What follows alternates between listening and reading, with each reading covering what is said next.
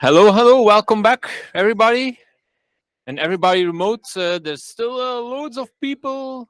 I see 6 people. Okay, I'm not sure if you're back again remotely, but someone outside OTA joined. Okay, people are coming back. So yeah, we're here for the second half. Oh, sorry, people remote. So we're here for the sorry. Yeah. So we're here for the second part of the meetup. It's a panel discussion coming. So we have the same people from before the break, and we have Yves Hanoulle. Yves Hanoulle is our moderator. I have a big description of Yves. I'm going to fetch it. Wait, I have this very big description that I want to say. Oh no, where is it? Wait, no, it's here. It's in my pocket. I printed this and then I didn't use it, so I'm going to use it now. Okay. All right. I'm not sure. Totally not stressed.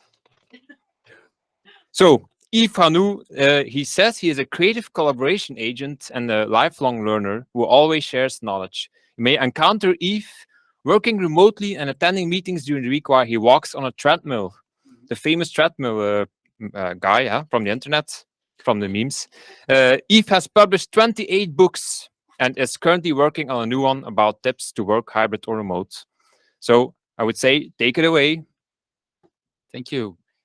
Before we go to the panel, I want to ask a question to the people who are here. If you're here, do you know, just look left and right, do you know the names of the 2 people who are sitting next to you? Who knows them? Who knows them? Who knows the names? Huh? So I'm asking because in a lot of times now that we went to remote, when we come back to the office, we sometimes seem to forget. Teams and Zoom, they were very nice to tell us the names of the people we were working with, and somehow we seem to forget. Same thing if you were talking to a person before, did you actually ask the name? Huh? Did you ask the name of the people you were talking to? Somehow we seem to forget. Okay, we have names tag today, so that might help, but it doesn't always happen that we ask these kind of questions. And I'm asking this because we seem to have learned a lot of things when we started working in the office that we seem to forget. And at the same time, there's a lot of things we heard about it, and we'll talk some more about remote work. There's actually a lot of things about remote work that we're not used to. It's not that it's impossible. A lot of that is that we're still not used to doing that. We forget that when we come to the office, we learned a lot of tricks while coming to the office. When I started working, I actually learned that, at the coffee machine, this is a moment to actually talk to people. This is something I learned. And I had a colleague who actually taught me, Yves, if you go to the floor up or down, you can actually talk to people from a different department. Huh? They had to teach me this. I didn't know when I was, 20, 22, something like that. And I think there's a lot of tricks that we still need to learn about remote work as well. Problem is that we all need to learn it together. So that's one of the things. So I wanted to ask if each of you, if you had a trick that you didn't tell already about remote work, if there is something that you can teach the people who are here about remote work. Do you have? Maybe one among other, one of the company I was as made a sort of automated meeting with 2 people. You were paired randomly every week or so.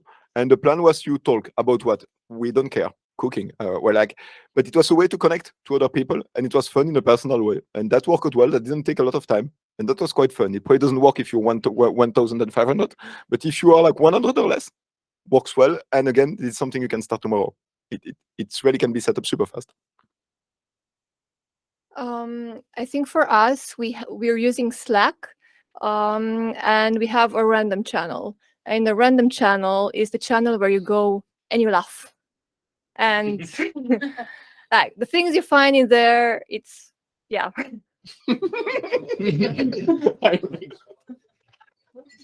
To combine those two, so we also use Slack, and we also have a random channel. And in the random channel, you can assign a bot that's called Random Coffees, and that's exactly what you're referring to, I think. But we had a rule, like you get matched randomly, and the first person that is matched has to send the invite, and the second person has to define 3 topics to talk about. And it could be hobbies, could be anything, but it could be very specific. It could be sexual, but depending on who you're matched with. We have a couple in the team, that's why. So yeah, that's one. Another one that I could think about is especially with onboarding. We grew a lot during Corona because we're digital. So yes, it's logical sense to do business with us. And we grew like to 25 people, from 15 to 25. So it's on 2 years. So it's quite a lot. And we had to onboard a lot of people digitally. And one of the things was we took like a guessing game. Like, how big is this person? Like, really, the length. There's no idea. And you talk to them for months and months and months. And then there's this bet going on. Like, how tall is this person? And then you meet up at the office and you're like, oh, you're very big. It was amazing. You have no idea in a digital screen how large someone is. Yeah, I can comply with that one. Indeed, I indeed met several people when we were allowed to go in person again that I had no idea about their relative size. That was a surprise. What I learned in remote working is cameras, camera on or camera off during a Teams meeting, for instance. I learned that it's okay to ask people to put their cameras on if they're not on. We would be shy, and maybe that person is, I don't know in what type of situation, but just ask and we put the camera on, and typically they will comply with that. They will do it. So I thought that's just a way of doing it in the right way. Okay. I want to, before, so as an extra question, is there anything that you heard from the other speakers where you disagreed with, something that you thought, okay, this is something I have a different kind of opinion on? Some of the others. It's good. Yeah, that's good. By the way, I really didn't like your presentation.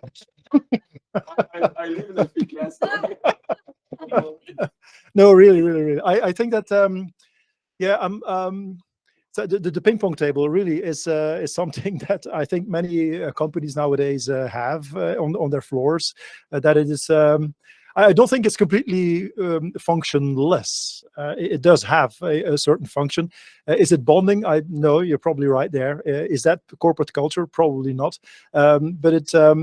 I do think that having these informal meetings and possibilities to meet each other, kind of in the company context, but slightly out of the zone of the daily work and the daily meetings, that can inspire a certain level of interaction that adds new value to the communication. And it doesn't always have to be a ping pong table. It can be many different things. And I mean, for me, the ping pong table is the proxy of the way you would organize an office space in today's hybrid environment. So not anymore the individual cubicles with the classical traditional equipment, but really, I mean, like we see it over here as well, corners that have different functions and different features. And like that, for me, also the ping pong table has such a feature to fulfill. I like to extend a bit on the thing that you talked about, is the loud minority and the silent majority often in a meeting, and depending on which departments you have a meeting with. But I don't think that you claimed it was, but it's not true that a loud person in a meeting is essentially not right or wrong. It just depends. We have to go back to what is the problem at hand.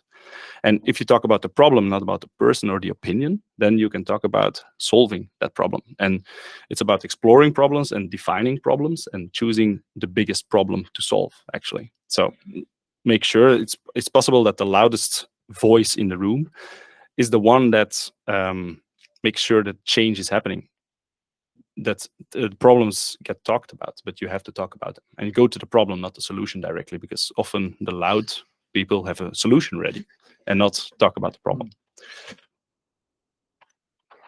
All right. I was actually thinking about the me, myself, and I framework, where I think it's really nice that you went and you thought about the team in this way, but then it was the GDPR way of thinking, in a way, where people get surprised and by the fact that you reveal a part of them that they didn't really want to show, but you knew about it because you really looked in the data. And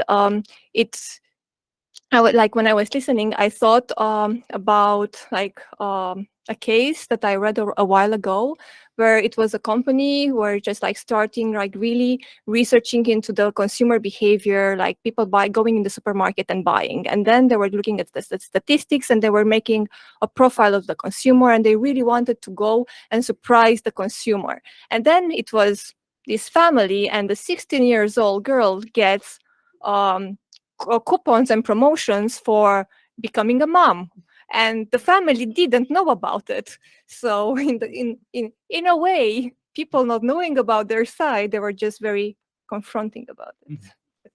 So yeah. I think with the risk of continuing of my like big bold statement there, in a way, I don't believe hybrid exists. I think most people call hybrid something that I will call badly designed remote. What I mean by that is, I don't think there's an hybrid in a situation where not everyone can come into the office, maybe because they are just not co-located. Like, I don't believe, I think by the time you cannot ask everyone to come to the office in the same way, just because there's a reason for that. I don't, it become hybrid, but some people are in an office, which is perfectly fine. But that means, what I mean by that is that by the time not everyone is in the office, every single process needs to work regardless of co-location. Else, you are creating second-class citizen again. So I believe that one way or another, you can turn that ball around a lot, but it will end up to our process need to work regardless of where the people are sitting. And I think mostly that's good. Is there anyone who wants to react to that statement? We can leave. No, you shouldn't leave. I honestly think that, I mean, if I look at in our situation, we've been always working with these remote sites of people, and after, I mean, after a while, you develop a certain way of working with such remote people where they are fundamentally treated as equals, and there is no unfair advantage in the relationship. The proximity to management is not an unfair advantage if management is aware of that culture and that way of working. It is only because of us being forced in the COVID pandemic to work 100% remote that now we're talking about coming back to the office and having this additional value of meeting people in person in the office. But by all means, that is certainly not, I don't believe that that's in our culture a problem. We don't see that as an advantage, and I'm sure that our remote people also don't see it as an unfair advantage that they cannot join us in these in-person conversations. I think after all these years working with remote teams in so many different countries, you have that as an embedded culture without the notion of unfair advantage of one versus the other. Can I react to this? Sure. Before you do? No, I'm not gonna react actually to the statement. I'm just gonna explain our failing again. So what we saw is that when you are having a hybrid meeting and 2 to 4 people are externally or sitting home and working from home, and you have 3 or 4 people in a conference room, what often happens is that they put on the monitor and the camera, and suddenly you have one screen with 4 people in it, and you have this effect. We're staring in the camera right there. Somebody says something on the screen, and we go. And then you have the idea of, whoa, unfair advantage. They're discussing something that is not on screen. And that's what we see with clients a lot as well. When we are in the meeting room with 3 to 4 clients sitting together as one innovation team, it's hard for us to read the room because what are they saying? And I was, excuse me. And so we redesigned the policy. Like if you are in a hybrid meeting, everybody has a laptop. Like you showed everyone with a headset, that changes the game and you feel more leveled. Yeah. We also had the issue, like after we went from fully remote working into a hybrid way of working, you have a meeting, but if you don't mention the meeting is in the office, you might be the only one in the meeting in the office. Everybody else is being digitally. So that happened a couple of times. And also something else that was lost from our end in remote meetings. When we had a team of interns in the beginning, they were for a while in the office, but then they had to switch remotely. They gave the feedback that a lot of information was lost. When you're in the office, you get the bigger picture because you hear the other people talking. you're eardropping in conversation. When you're fully remotely, you only get the information that is given to you if you're not proactive to ask it. And then the question is, some people are shy and they're not proactive in asking. How do you solve that? Because they're missing on information. And is this because we're not used to, or is this because we haven't found how to solve it? Because is that unsolvable? I think we need to find a framework to let the shy people talk. And how it was before in the office, yeah, if you were not smoking, you were not taking part of the conversation. If you didn't know that you have to go and take coffee and talk to the other people, you were not doing it. So I think a new framework should be found to also support that, because they have a lot of things to say. Yeah, I'm asking because what I've seen is that I work a lot with other companies that try to work on remote and try to find indeed ways on how can we do this. Have, like you say, a different channel. So indeed, we should have a fun channel. We should have a functional channel, but we should also have specific topics channels and find ways, and a fun channel per team and a fun channel for the full company, and multiple kind of ways to find it. In my own home, for example, I have multiple WhatsApp channels just with my partner for different topics, just to make sure that we have, because if we're discussing about money, I don't want to discuss about the kids or other things. If I want to find the thing back, yeah? And there is one channel that nobody in the family has muted, and this is the dinner. And the only thing that's coming there, dinner is ready. That's the only thing that is. So that's, but there's different kind of channels that is, if people are working in Slack and whatever, that can work. And so I most of the time I have teenagers, so I'm not even sure. But yeah, but that, Send a picture of your meal. well, that's interesting. When I was at the conference, for example, that's exactly what I did. My partner sent a thing like, okay, dinner is ready, and I was sending, oh, I'm at dinner as well. So I said the same thing. Nice. So you keep connected, and that's exactly why I'm asking the question. Do you have ideas about everything that you do physically? About, could we find remote ways of doing that? Because you were talking, all of you were talking about things that you did physically, but did you try to find remote versions of that? Because it's not because we don't do it anymore that we can't find a remote version. I don't know if you've experimented with some of these. We actually did during Corona such a thing. Yeah, we are a company and we're in gaming and gamification. So we organize tournaments on our platform, like Battleship, for everybody to join, or like quizzes about the team. And it was a way of, on one end, experiencing the platform, but also, yeah, when you distract the people from the fact that they need to engage and they need to talk, and they're actually doing a game, they're more active, they feel more comfortable, they forget that they have to talk. So I think we do.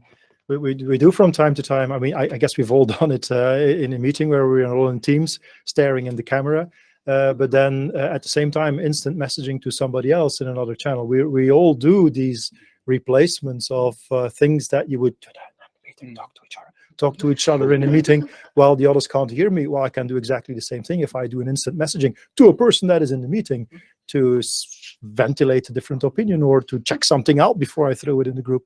I guess we've all done that.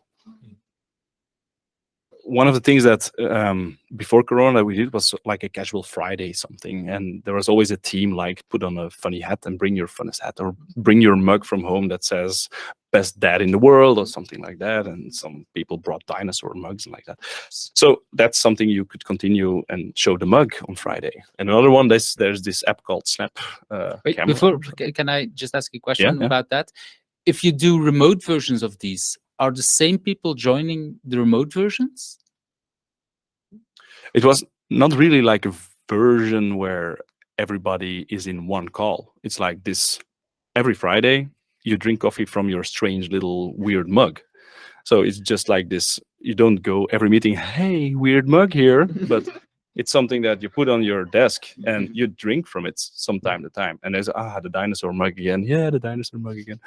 And another thing that we did is to spice it up is that we had this background competition as well.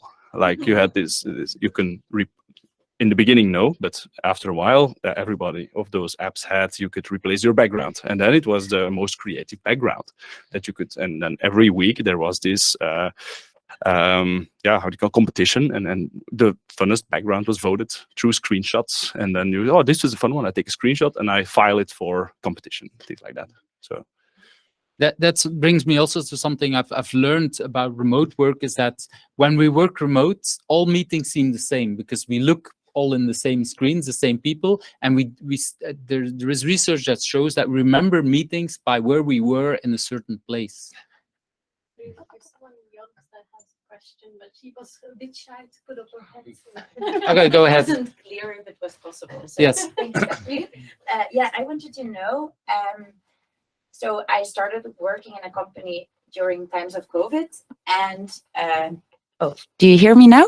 Okay, so I started working in a company in times of COVID, and then after some time, there was this period where you could come to the office, but you didn't have to.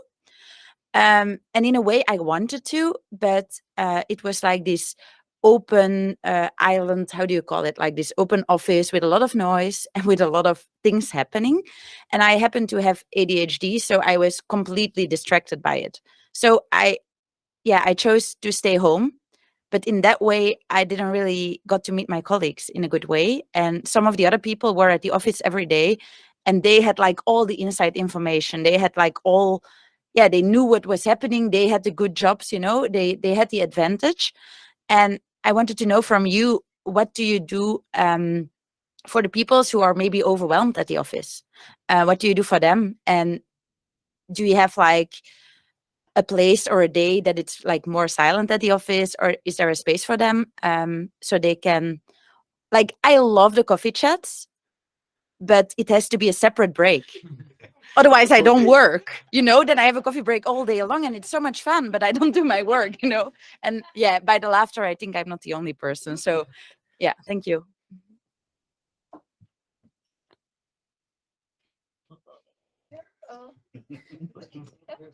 You can talk both, one after the other. Yeah, we can, okay. I think this is a very good example of when the remote reveals a situation that was problematic. If I take what you say, the problem is not the remote or the office. The problem, and again, I can cite some source there, is that the way the office are organized with those big open space are actually against every chance of working. They are not made to work. They are made for some kind of social control based on the actually bad and incorrect idea that if you don't have the social control, first, people are not going to work. And if you don't have the open space, they are not going to collaborate. I recommend to people to have a look at Peopleware, which is a book written about that with studies since 1985 that made some kind of test with programmers, asking them random question before getting them on a test, and realized the only question that has an impact on their actual result is, do you have quiet working condition? People that do well on the test, people that don't have those working conditions are doing very badly. Why? Because again, I love hearing people around on a personal level. It's inefficient. The reason the office is inefficient is because actually you should have those big places to collaborate and then single office to work, but that's not the way they are conceived. Why? Illusion of control. But so my main message here, the problem is not you or the office or not, is that the office is not conceived to work. And that's actually what you see around. That's not a place to work. It's cool for a lot of things, but it's not good for working. Yes, exactly. Thank you. Exactly. We recently changed our office, new office since August. And before we decide, okay, what are we going to do with the space? We went and we did a poll. And we asked the people, do you like having a co-working space? Do you like working in silence? What would you like to have? What kind of working conditions would you like to have? And based on that, we made the new office design. And we have a separate room is called the silent room. Our graphic designer made a drawing on the room with like, shh. And if you go there, you're not taking phone calls. When you go there, you won't say hi loud, because people who go there, they go there to focus. So this is how we try to address it. Same thing. We moved offices 1 year ago, and we had like these 2 identical rooms, and the kitchen was in between. So we like, is this gonna be the office space, and is this gonna be like the ping pong room? But because we were growing as a team as well, and we decided to, we didn't have enough space to put everyone of the company in the same time at the office. It was not possible. But we realized we have to create more space. So we created like the loud room indeed, and the library where we keep the books. And the library has the intention to be quiet there. And you can read things, but you cannot take a phone call, or you have to go out of the room. You cannot have a meeting, even if it's your colleague. If you want to ask a question, you move out and you discuss somewhere else. And that works. A lot of people sit in the silent room and nobody ping pongs anymore. Oh, that's Yeah. I would even push the thinking a little bit further here, in the sense that I agree that the office design plays a role, and some offices are not designed for certain people, but I think creating awareness amongst your colleagues about this is even more important, regardless of the design of the office space. And we're now talking about people with special abilities. You're a person with a special ability, and there are so many others with special. the only one here, I'm sure. No, oh, well, but that's the whole point. Show of hands. But I'm not only talking about people with ADHD. I'm also talking about bad hearing, or bad mobility, or all kinds of special abilities. And I really strongly believe that creating awareness amongst your colleagues of that special ability will solve a lot, regardless of how the office is organized. Yeah, and I wanted to add as well the part about the office design, which is very interesting. If you look at the research, the people who created the open space, one of the things, the main thing was that, yes, we have open spaces, but you need at least this amount of silent places, and you need to have, bulbs where you can talk with 2 or 4. And the very first company that ordered that design, they ignored all the extra spaces. They only created the open space. But in the original design created by a German company was, you need that many silent places, you need that many talking places, and nobody does it because nobody knows about it, because that very first company said, oh, that's too expensive, let's all put everybody together. And then, yeah, that kind of stuff. One other effect that we saw in the company is that sometimes people do not want to work alone at home, but they want to work in silence. So what they did was they booked focus time in their agendas. They went into a meeting room, put themselves on mute, put themselves on another screen, and had this effect of, we're working together on the same file. So they're working in like a Google Sheets or something like that. They were at the same time, same document, focus time, but they were a little bit like together. And they had this lunch and learn about it, and how to set this up, and to make sure what happens when a call comes in. You have an automatic mute button, even if the screen is not on your screen, things like that. And it was weird in the beginning to see that was happening, but it makes sense as well to have this social contact. It's fun. How about meetings? Is this did there change anything in the amount of meetings that you had when you moved remote? Is there something that happened there? Yes, you were talking during the break. Suddenly, everybody was full day operational meeting, and at some point we were like, so when are we talking to customers? When are we doing our Do job? you know what made that change? Do you have an idea on where that difference was? I think in the beginning it was so different, and you didn't know what to do, so you felt the need, like before you were in the office, you were close, like all the team was always in the office, and it was always like this vibe. And then suddenly it was not there, so you had to stay in contact and discuss things that normally you would discuss over a coffee break. Like suddenly now it was like 1 hour meeting. So it was like this for a couple of weeks when we decided this is not working out. It was, yeah. So all conversations, instead of 5 minutes, became 1 hour. That's one of the things Yes. I've noticed. Another thing I heard a lot of people saying is that the normal boundary went away. What's the boundary for meetings in the office? It's the meeting rooms. If you go remotely, that boundary is gone. You can have Zero travel time. Yeah, 0 travel time, and you have an unlimited amount of meeting rooms Back-to-back meetings. and back-to-back meetings. So, do you have any tips about avoiding back-to-back meetings? What we did was actually saying, having an agenda. We have this amount of time, and by the end, if somebody is off topic, sorry, I have to go in another meeting. This is it, and Okay. really trying to keeping it in the time frame. There was I like a lot the agenda part. Is you'll be surprised the number of meetings to disappear if you ask them to put an agenda before. And if you say, yeah, I don't have time, if you don't have time to put an agenda, I don't have time to get to your meeting. And that should apply to everyone, starting by management, because you have the power to make it happen. And honestly, you realize that at some point putting the agenda, well, people are more prepared, the meeting are more efficient. I think there is a lot about moving to implicit to explicit. And I understand what you say about you don't have boundaries. On the other side, suddenly every meeting needs to be explicit because it's a call. Where in the office, a lot of meetings are implicit because they just happen.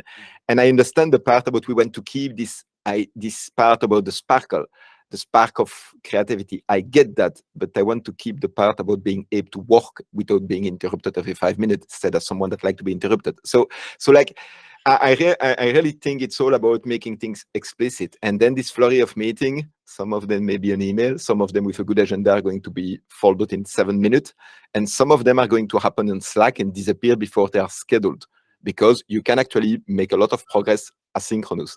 I just have one anecdote about the library part. So I went to a co-working that has that. We have 3 rooms, and actually it's a level of silence, and you can move during the day. That's wonderful, because sometimes I like to have people speaking around me, and sometimes I just want to walk. So it's cool. But like something, I was at some point at a company, it's called Roeck, and they had an office nearby ours, so we went by that.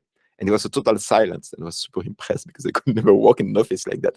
And they are all typing, and at some point, they are all laughing at the same time. Why? Because they're actually all on Slack, and someone made a joke, I guess. But that was a super interesting one, because it means it can work and they don't have to talk. And actually, they work if they were at 7 different locations. Just they were collocated, so that was quite funny to be there at the time. there was Yeah, maybe just something we did. I worked in a project with the NHS in UK, but from here, and we would start the meetings at 5 past. So then you would, if you stopped your previous meeting at the hour, then you would have 5 minutes to move from your from your meeting to another. So that was something we did. and I think right now almost all tools like Outlook, like Google Agenda and all, they offer you that default it is 25 or 55 minutes even. So you can set a default that it's not by default an hour or half an hour to do that even more. Yeah, that was my point. So My point as well, yeah. next. One more thing. I think the co-working spaces like after the pandemic discovered the new recipe of making money.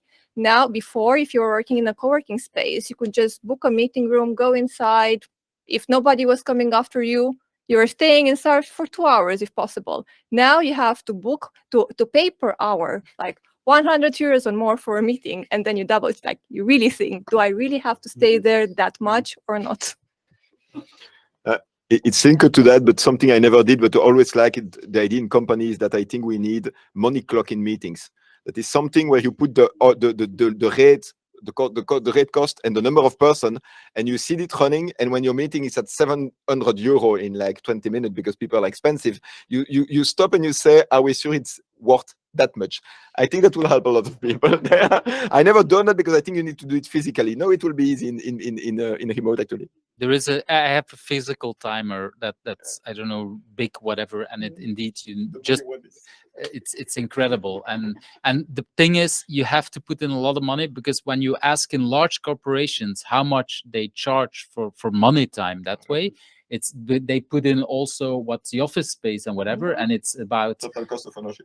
total cost of ownership. So they very quickly come to 1,500 euros an hour a person. Yeah, that's what they charge because of business, whatever, everything else. And it's like, what?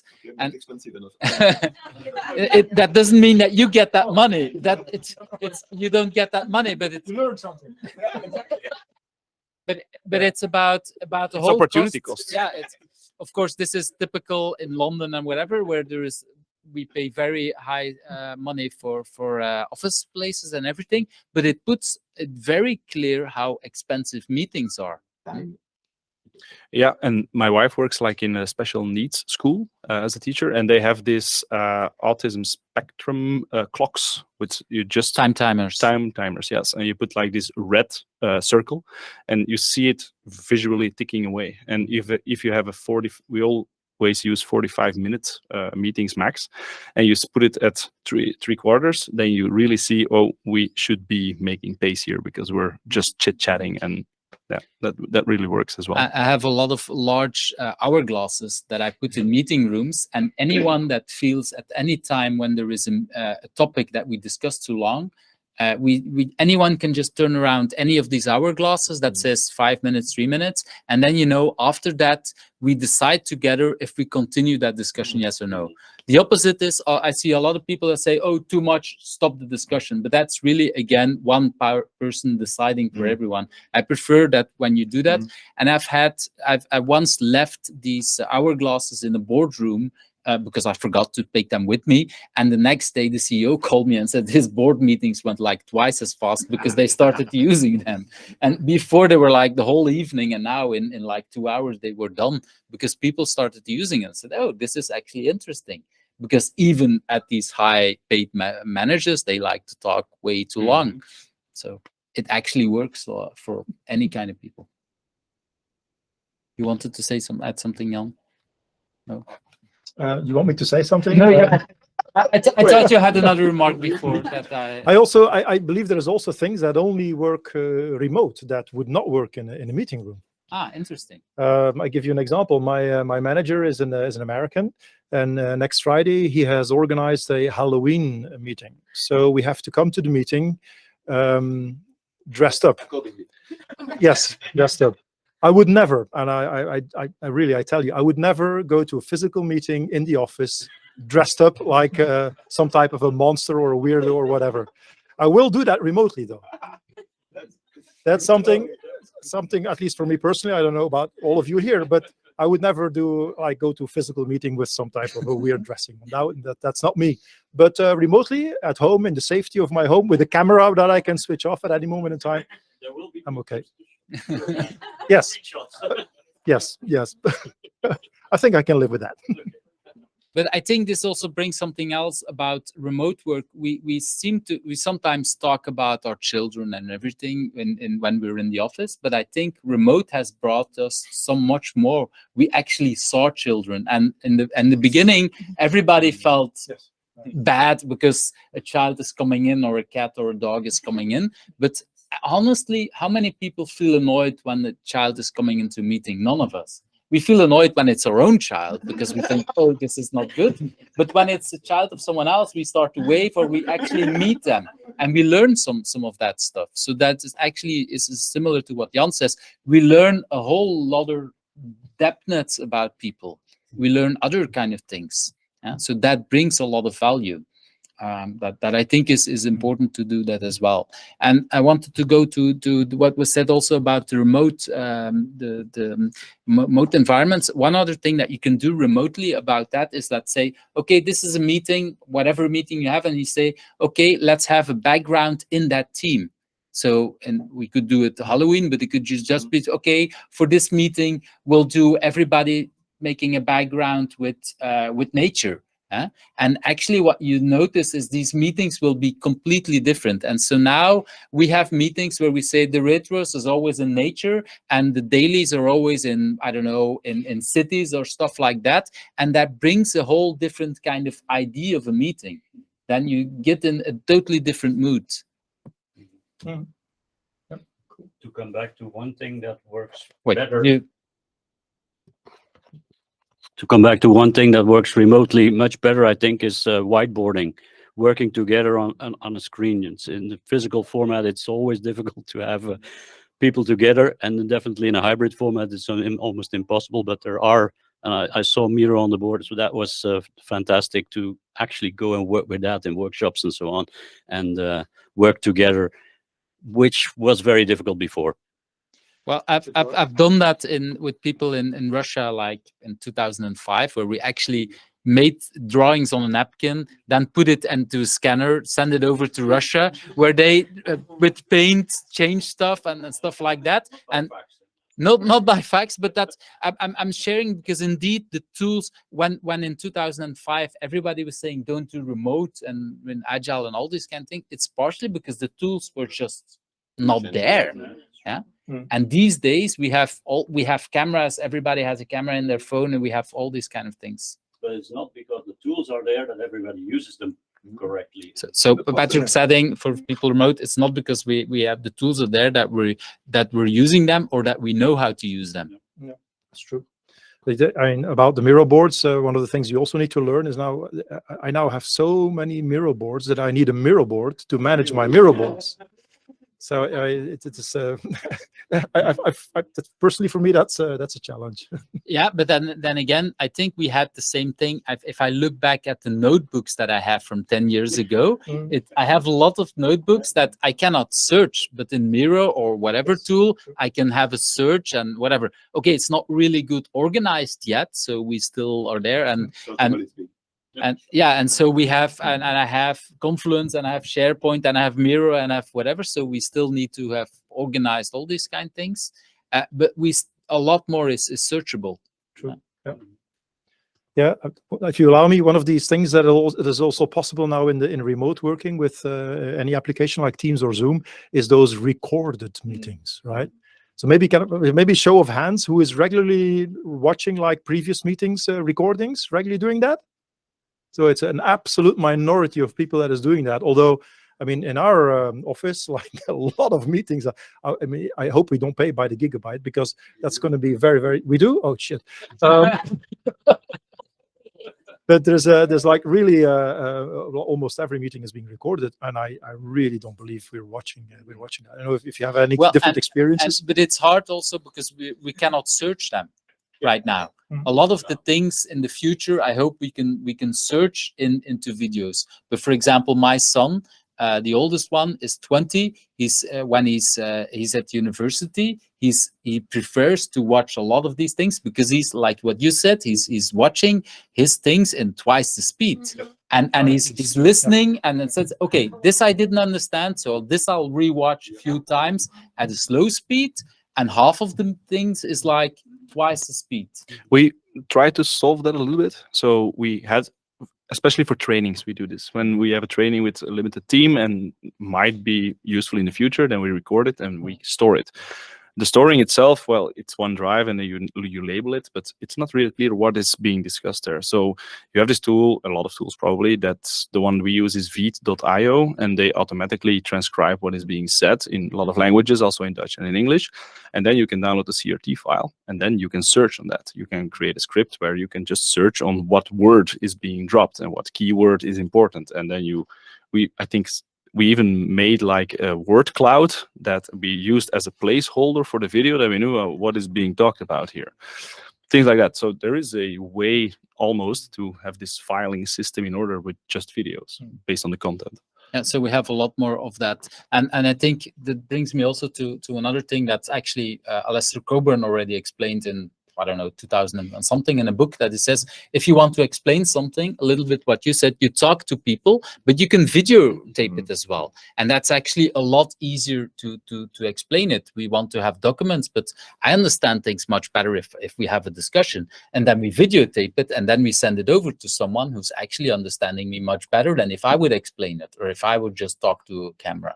So there is a lot more that we need to discover on these kind of tools. On tools and recording. So yeah, I'm watching recording of meeting. I wasn't there, generally speaking. I don't watch meeting of meeting where I was there. But this being said, if you still want to continue doing like information meeting, then those can be recorded, and attendance can be whenever people want to be there, that can watch it on their own time where it's convenient. And I think that makes a lot of sense. Training are wonderful there. Something also that's a very developer kind of thing, but part of my job is to making features and then sending to stakeholders to have opinion. And my current stakeholders are difficult to reach for reasons. I started to put small videos. I use Loom for that, which is I take the application, I make a recording of the screen and me, and saying, okay, this is what we discussed, this is the way it works now, you can test it there. 1 minute, 2 minutes, 5 minutes, once in a while. Loom, yeah. That has become a normal way for me to help with the asynchronous work, because in this case, I'm working with people that are difficult to reach. There's a lot of reasons, but not all of them are going to be solved. I found a way. And suddenly, we have a relationship that works without having to us sit in a room 1 hour per week. They send me feedback. I'm good. And that's more respectful of everyone in the end. I think it's a common theme that is popping up here in this whole conversation. That is that we are still learning a lot about when to use which tool for what purpose, and we're all in that process of figuring things out at the same time also. I want to ask, because we talked about learning, who's using YouTube to learn things? I'm part of the committee against video on the internet. Well, but I'm asking because I see a lot of that. I see this even more with my children, and so, but we do that mostly for things privately, but not yet a little bit like what you said in the office. So we still need to find ways to how can we do this in the office to learn. And somehow, if we teach things in the office, we want to have training, we want to have documentation, we want to have books. But if we learn personally, we go to YouTube. There are even lots of videos on YouTube how to learn how to drive a bicycle, yeah, which is insane because you still need to do it, right? But you can look at it. There's like, I don't know, 10,000 or more videos on how to learn how to drive a bicycle, and still you still need to do it. But I'm telling you, it's probably still better to do it from a video than from a book, because it feels kind of strange to learn how to drive a bicycle from a book. Step one. Yeah. Buy a bicycle. Yeah, but I'm saying it because a lot of the tools that we use in the office is a document that tells you how to do something. Yeah. Yeah, and I've mentioned it before, or we talked about it before, is we do not live in an age of information scarcity anymore. There's information all over the place, and that is also a vulnerability. It becomes like too much as well. So we live in the age of information curation, actually. You need to decide what kind of source do we think is a good source to find this knowledge, and especially to share it with our team members. Not only with information, because take a topic like design thinking or agile or waterfall or fast or whatever. Those are more wicked problems and involve change management. And there are a lot of theories on how to implement it, but there are not a lot of good sources that really provide you with the steps how to do it. So you create this kind of atmosphere that everybody knows a little bit what they're talking about, and all the noses are in the same direction, we think, but in the end, nobody really knows how to implement certain things or how to use this knowledge in a good way. And that, because we talked a lot about software, is we create a very low threshold to start using software, to start solving our problems from behind our desks, and then instantly put it on someone else's desk and say, I'm using this software now to tell you this. For example, Loom. 2 or 3 people in our company are using Loom. Some people are interested, some things, what are you doing? And they save things on from the files, and it's like this wild west situation where everybody is adopting and then trying new things, and that's the learning aspect of it. We're still learning how to not only use software, but to make them work together, not only on software level, but on a personal level. Yeah. I think by the end of the day, it's still about diversity in the workspace, because some people learn better by reading, some people learn better by watching or listening. And before, we didn't have the tools to accommodate everybody. But now with videos, with podcasts, you really can learn, you can accommodate learning to your way of learning. And this is something that we're doing a StriveCloud, like we have on onboarding StriveCloud Academy, where we have written documentations, where we have videos presenting. So basically, depending on your best way of learning, you have the tools to learn what you have to learn. And you bring up a topic that I wanted to discuss as well. Is there anything you do specifically for onboarding remote? Do you have some tips about how do you onboard remote people? We had the discussion before, like somebody says, okay, I started working during COVID, so I wasn't, but did you learn anything about onboarding people remotely? Are there tips you can share with the people here? Anyone or all of you? I think it's clearly a situation where the natural advantage of the office was clear about sitting nearby someone and telling someone that start, you can interrupt me anytime you want, because that's the point. You're learning and it makes a lot of sense. And obviously, you need to reproduce that some way. Now, again, there are options. Generally speaking, when I have a new colleague coming in, I have checkups at least every day, sometimes twice a day the first week. Those are super fast, and they can happen in call, they can happen in Slack. Something we did also is that we create a dedicated channel, welcome Bob, when Bob arrives in the office. It lives for some weeks. Generally, you have between 2 and 5 people there that are generally there to help. It helps to spread the help need, because if you focus on one person, this person is not going to work a lot. It's meaningful, so it's worth it, but it's not always doable. So it spread a bit there, and that worked well. Something I never did, but I think makes sense too, is potentially with the ID, you can interrupt me whenever you want, is to have an open call. That is that you keep in a call with the person and the staff that is onboarding them, which means they can unmute themselves at any time they want and start speaking. The same way as you would do if you're in the same room. And you don't do that forever, but you do that for a period. And you tell the person, you interrupt me wherever you want. That's the point. I'm there nearby. That works. Yeah, I second what you're saying in the sense that I believe the role of a buddy coach in the onboarding process has completely changed if it's online. Completely changed in the sense that that person typically in an office environment will tell you where the toilets are and where the coffee machine is. But in a remote world, there's so many things that you need to pick up that you can't pick up from in-person interaction by coincidence. So the role of that buddy coach, call me at any time, I think is crucially important in a remote onboarding process. Another one that we noticed is because you are onboarding digitally, you have an empty agenda in the beginning. So the first 2 weeks are planned, fully booked. And that's something in a face-to-face environment or in a physical environment, you don't do that often. You create the time for yourself to learn to digest the information that you're being given. And what we noticed in the beginning with the digital onboarding is that we cram so much information in 1 or 2 weeks that by the end of the week, you're like, what the hell have I been learning? Yeah, they're like completely flabbergasted by all of that information that you threw at them. So right now we take blocks of time that you say, this is digestion time. Just make sure that because you get a meeting for half an hour with all departments, because it's easy to move to all departments directly. And then you get so much information thrown at you that you have no idea what is most crucial for me to learn now in the first thing. So we prolonged that time. Instead of 2 weeks, it's right now 3 months, which is maybe exaggerated right now, but we're testing it. But it creates a lot of room for trying to define for themselves what is most important for my role. And there the buddy is indeed super important to make sure that they are on schedule in that knowledge and that it's not forgotten. That it's not just, hey, here's an access to a drive with all the knowledge on it and read this book on your own time and things like that. So, yeah.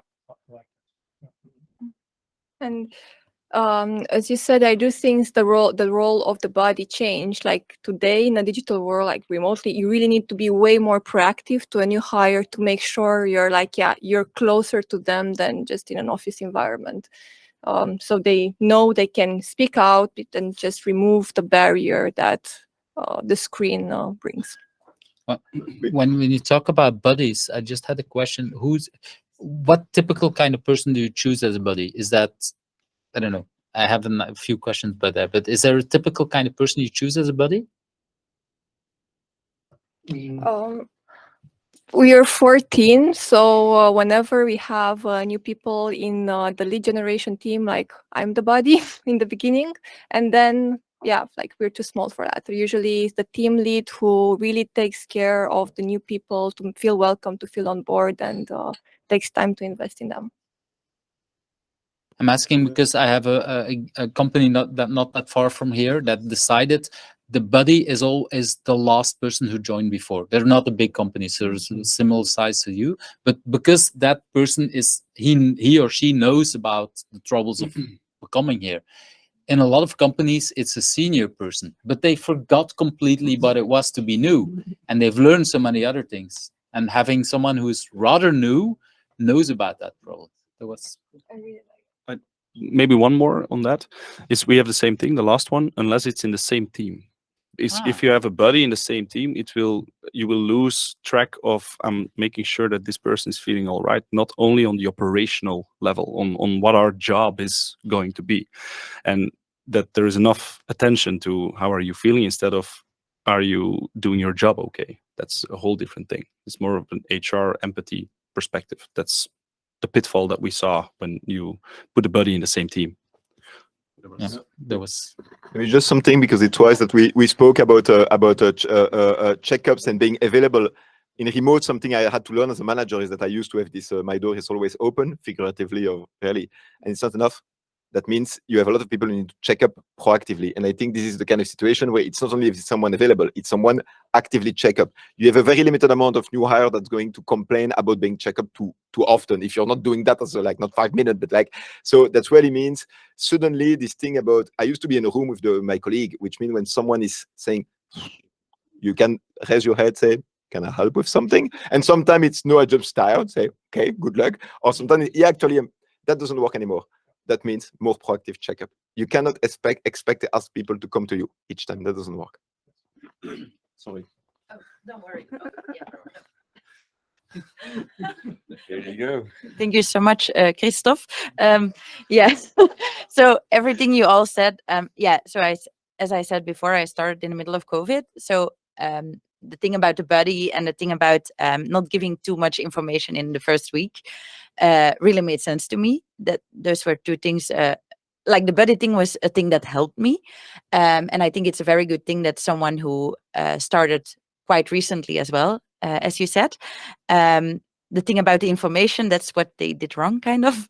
They give me like so much the first week, and I was like completely overwhelmed. And like after 3 weeks, I was like, where was that again? Because it was too much, you know, at once. And then one thing I want to add, and I heard that today in a different context, was like the one-on-one calls. That's actually the thing that helped me the most. So my coordinator at work, he was like, you should have a call with everyone at the company. We were with 30 people, so that was doable. And I planned in calls with all the colleagues, sometimes half an hour. But it really helped me because I knew, like I found things in common with everyone because it's one-on-one. And for me, that really helps with the deeper connection. And it was not only about the personal stuff, but also what they did at the work floor. So I knew what I could knock on the door, for with them. So I think the one-on-one thing is, I mean, at least for me, was really important. Yeah. So the question was, in how much time could you do it? I think it took me 1 month or 2. It was fun. The mic. We only have 2 more minutes left, so maybe time to wrap up. Well, I wanted to hear about something. Did you make any mistake that you want to share? And some have already shared it, but for everyone, is there something that extra as a mistake you want to share that you said, this is something I've learned about remote work then?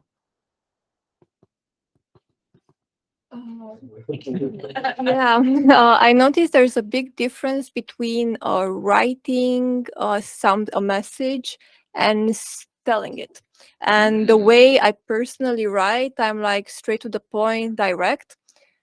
But this coming from the person from the other side can be, okay, is it something wrong? But actually, I was just saving myself time typing. So I learned first, especially with new people coming on board, they get to know me in the meetings, and then they learn the way I write as well. So they know it's not a problem in the way I'm writing. I'm just direct in typing. I said it, but it's really this, I'm available. That's not enough. So it's really about this proactive checkup. That's something I missed as a manager, especially that was a mistake. So I needed to get back, and yeah, like, and especially in remote, the one-on-one meeting between the manager and the employee, those are the meetings that should never be delayed, put back off. So that's something that should be more important than pretty much everything else.